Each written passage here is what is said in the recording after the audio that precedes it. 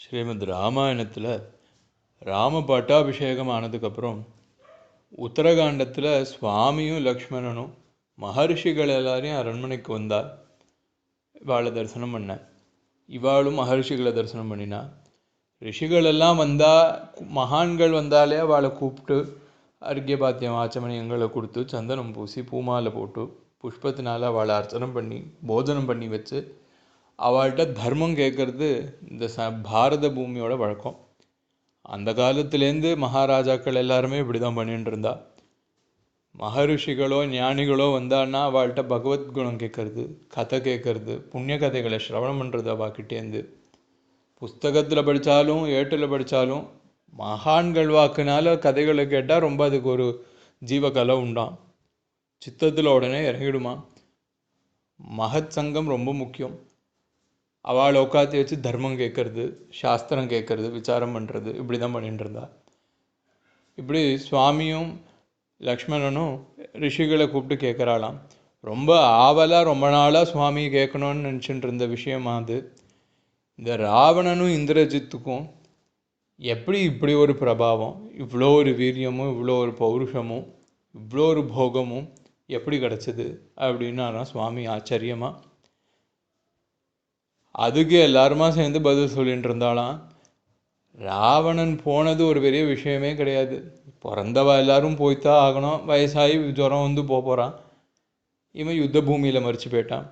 இவனுக்கு ஜெய விஜயாலாக இருந்தபோது சனகாதிகள் கொடுத்த சாபம், வேதவதியோட சாபம் எல்லாமே சேர்ந்து வந்துடுத்து. ராவண ஜென்மாவில் ராமர் கையினால் அடிபட்டு சேர்த்தான். ஏதோ ராவணன் போனான்னா ஏதோ வெறும்னா ஏதோ ஆஸ்பத்திரியில் யாரும் இல்லாமல் தனியாக போல அநாதனா போவே இல்லை ராமன். ஜெய விஜயாலாக இருந்தபோது எந்த வைகுண்டத்தில் எந்த மூர்த்தியோட சன்னதி வாசலில் கதையை வச்சுட்டு நின்று வர பாகவதாலையும் பக்தாலையும் வாங்கோ வாங்கோ சுவாமி உள்ளே உள்ளே போய் தரிசனம் பண்ணுங்கன்னு சொல்லிட்டு இருந்தோமோ அந்த ரங்கநாதனே நாராயணனே ராமனா வந்திருக்கா, நம்ம ராமபாணத்தை போட்டு நம்மளை மேலே அழிச்சுன்னு போயிட்டான்னு சந்தோஷமாக போனான். அது அவனுக்கு மோட்சமே வைகுண்டத்துக்கு போனது. அது ஒரு பெரிய விஷயமே கிடையாது.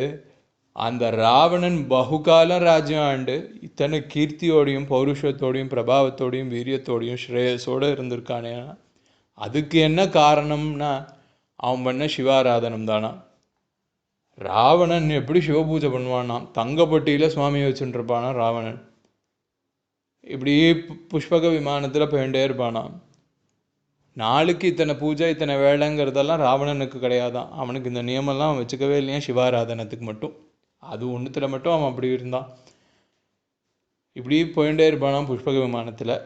அப்படியே அலக்கநந்தா கங்கா தீரத்துக்கு போவானா. ஸ்பட்டிக்க மாதிரி இருக்குமான்னு ஜலம். அவன் இறங்கும் வானா புஷ்பக விமானத்தை இறங்குவானா.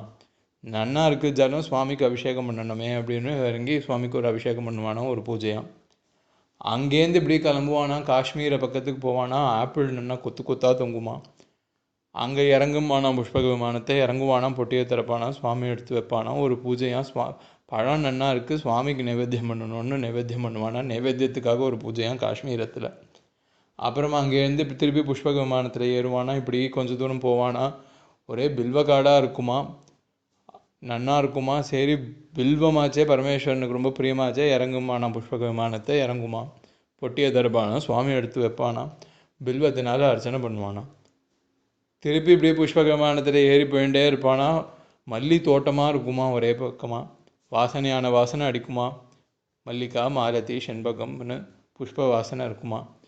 இறங்கும் போனால் புஷ்பக விமானத்தை அப்புறம் கொஞ்ச நாள் பார்த்து தான் அந்த புஷ்பக விமானம். அதுக்கு ராவணனை பற்றி நன்னா தெரிஞ்சு கொடுத்து.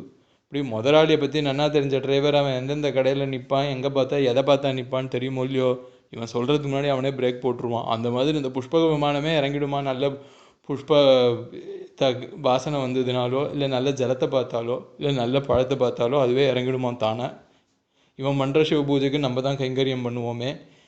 கொஞ்ச நாள் கழிச்சாவது சுவாமி கிட்ட ராமர்கிட்ட போயிடலாம், அப்படி இல்லைன்னா குபேரன்கிட்டயா திருப்பி போயிடலாமேன்னு அதுவும் பண்ணித்தான் கைங்கரியம். இறங்குவானா புஷ்பம் நன்னா இருக்கேன்னு சொல்லி அந்த புஷ்பத்தினால ஒரு அர்ச்சனையாக அதுக்காக ஒரு பூஜையாம். இப்படி பண்ணிட்டு இருந்தாலாம் ராவணன் சிவ பூஜை. சுதலஞ்ச பில்வம் சுகந்தஞ்ச புஷ்பம் புண்ணியஞ்ச தீர்த்தம் லபத்தேச்ச எத்திர அப்படின்னு சொல்கிறா. எங்கெல்லாம் புஷ்பம் நன்னா வாசனையாக கிடைக்கிறதோ, எங்கெல்லாம் பில்வம் இலை நன்னா இருக்கோ, எங்கெல்லாம் ஜலம் நன்னா இருக்கோ, இப்படி ஸ்தலத்துக்கு ஸ்தலம் இறங்கி இறங்கி பூஜை பண்ணிட்டு இருந்தோம். ஆனால் ராவணன் சுவாமி அவ்வளோ ஸ்ரத்தையோட சாமகானம் பண்ணி அர்ச்சனை பண்ணி ஆராதனை பண்ணி அவ்வளோ விசேஷமான பூஜையா, சிவ பூஜையா, அதோட பலன் தான் எல்லாம் இதெல்லாம் அப்படின்னால மகர்ஷிகள்லாம். அப்படி ராவணனுக்கு சகல போகத்தையும் கொடுத்து சர்வேஸ்வரனான ரங்கநாதனான ராமச்சந்திரமூர்த்தி கையினால் மோட்சத்தையும் கொடுத்தது சிவபூஜை, சிவ ஆராதனம் தான்.